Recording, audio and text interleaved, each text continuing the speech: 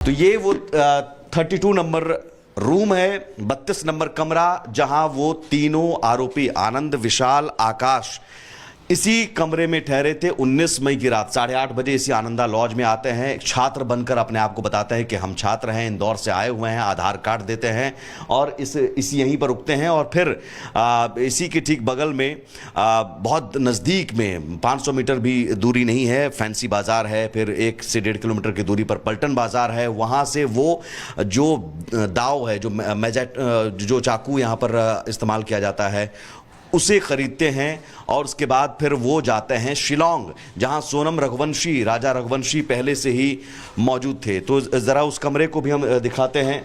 कल यहां पर मेघालय पुलिस की भी टीम आई थी, शिलोंग पुलिस की टीम आई थी।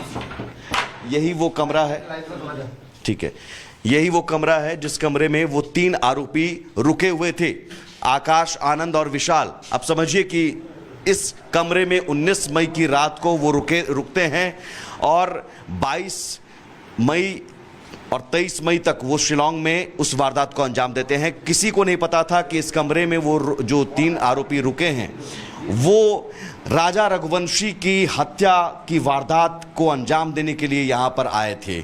और बाकायदा उन्होंने प्लानिंग की थी। सोनम रघुवंशी के कहने पर सोनम रघुवंशी ने कुछ पैसे भी दिए थे और यहाँ तक कि 20 लाख रुपए देने की बात भी कही गई थी। तो यही वो 3 बेड का ये कमरा है, 3 बेड का ये कमरा है। 3 बेड कमरा है।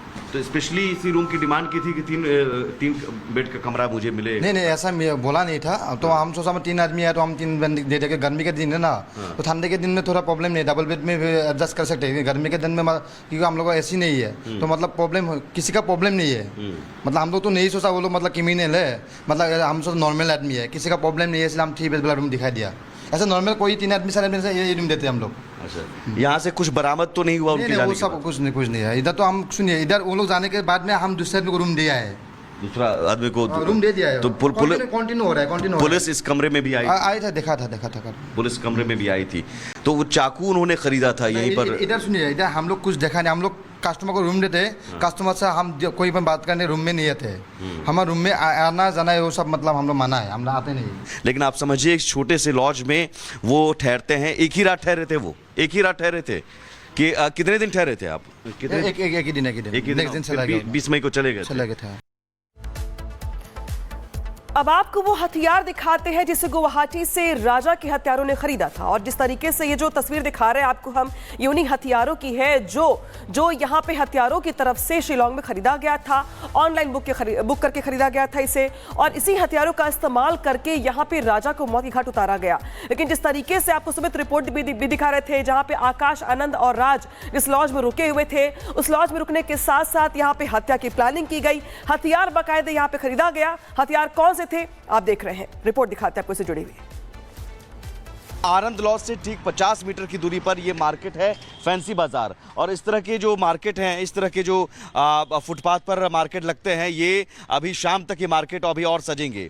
और इसी तरह के मार्केट में ये जो हथियार है, ये जिसे दाव कहा जाता है या मजेटे कहा जाता है मेघालय में, दाव और या मजेटे, यहीं से ख़रीदा गया। इसका धार आप देख सकते हैं, बहुत ख़तरनाक, बहुत खूंखार हथियार।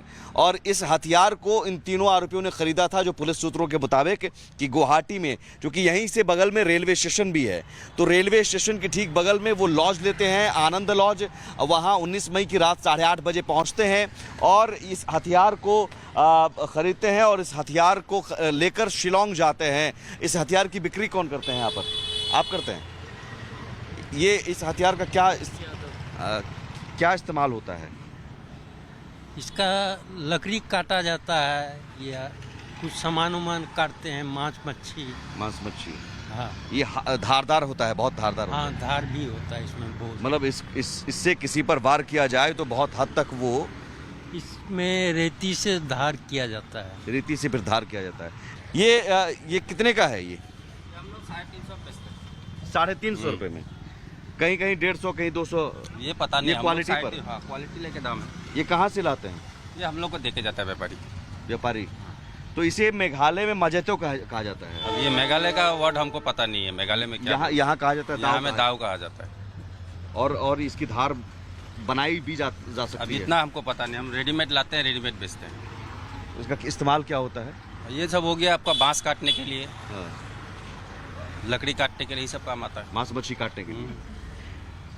इसे कोई खरीदना चाहे आराम से पैसे देगा, खरीद लेगा, कोई कुछ पूछताछ नहीं, कुछ नहीं, इसमें क्या पूछताछ करेंगे?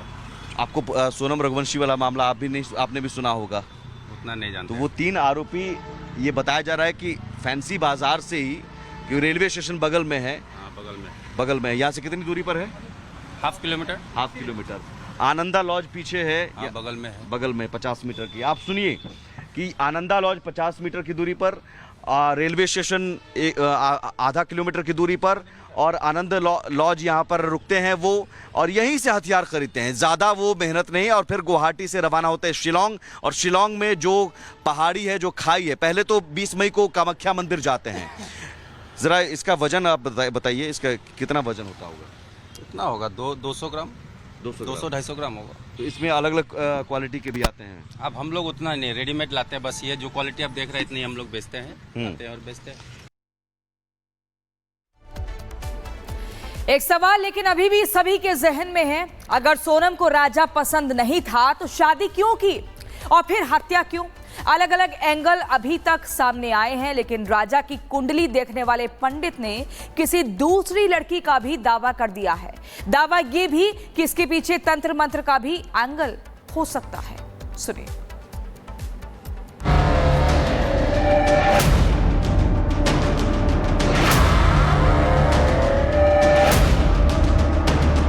मेरे को ये समझ नहीं आ रही कि उसने कैसी तांत्रिक विद्या करवाई कि मेरे बच्चे की बलि दे दी वहाँ पे। एक लड़की का नाम और आएगा उसमें अभी, अब वो थोड़ा टाइम लगेगा। क्या पढ़ी लिखी सोनम ने मंगल दोष के चक्कर में अपने पति राजा रघुवंशी को मरवा दिया? क्या ये महज हत्या है या इसके पीछे छुपी है तंत्र मंत्र की साजिश? क्या राजा के मर्डर के पीछे छुपा था काला खेल? कामाख्या देवी का नाम, तांत्रिक पूजा की बातें और बलि की बात, ये सब अब राजा रघुवंशी की मौत की मिस्ट्री को और गहरा बना रहे हैं। 1 महीने पहले 11 मई को राजा और सोनम रघुवंशी की इंदौर में धूमधाम से शादी हुई थी। ठीक 1 महीने बाद एक मां अपने बेटे के गम में आंसू बहा रही है, तो वहीं कत्ल के आरोप में पत्नी सोनम सलाखों के पीछे है। अब राजा का परिवार दावा कर रहा है कि उनके बेटे की मौत कोई साधारण नहीं है, बल्कि इसके पीछे छिपी है खौफनाक साजिश। गलती लड़की वाले की है, क्योंकि लड़की वाले ने उस मंगल दोष का उपाय नहीं करा, हमने तो सारा उपाय करा था। तो ये उनको उनके पंडित से पूछा था तो उनको बता देना था कि नहीं, इनकी जोड़ी नहीं जम रही, तो ये धोखा हमको उन्होंने दिया। अब देखो, वहाँ तो तांत्रिक क्रिया होती है, मैं तो वहाँ पे जानती भी नहीं थी कि वहाँ पे ऐसा चलता है। सभी बोलते हैं, उनकी मम्मी भी बोल रही थी वहाँ पे तांत्रिक क्रिया होती है, वहाँ बलि चढ़ती है, और उसी दिन से बोल रही थी कि मैं बलि के बदले बलि दूंगी, मेरे बच्चे आ जाएं, बलि के बदले बलि दूंगी। ये भी हमको नहीं पता था कि वहाँ बलि चढ़ती है। अब उनको, मेरे को ये समझ नहीं आ रही कि उसने कैसी तांत्रिक विद्या करवाई कि मेरे बच्चे की बलि दे दी वहाँ पे। राजा की मां जहां सोनम के परिवार पर तांत्रिक क्रिया कराने का आरोप लगा रही है, वहीं राजा के परिवार से जुड़े ज्योतिषी पंडित अजय दुबे का दावा चौंका रहा है।